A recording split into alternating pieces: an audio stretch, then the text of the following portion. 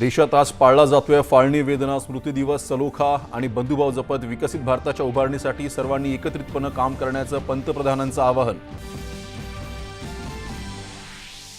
80व्या स्वातंत्र्य दिनाच्या पूर्वसंध्येला आज राष्ट्रपती द्रौपदी मुर्मू देशाला संबोधित करणार.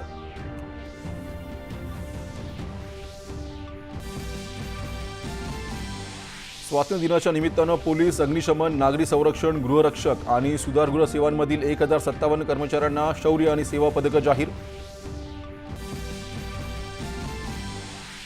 अंमली पदार्थ तस्कर वीरेंद्र सिंह बसो याला यूएतून पकडून भारतात आणलं. जगात कुठेही लपले तरी तस्करांना भारतीय कायद्याच्या कक्षेत आणणार, अमित शाह यांचा निर्धार.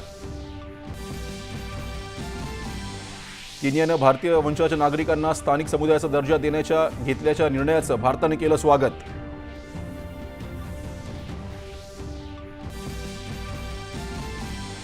भारत जागतिक नेतृत्वाच्या दिशेने तर महाराष्ट्र $1 ट्रिलियन अर्थव्यवस्थेच्या दिशेने वाटचाल करत असल्याचे मुख्यमंत्र्यांचे गौरवोद्गार.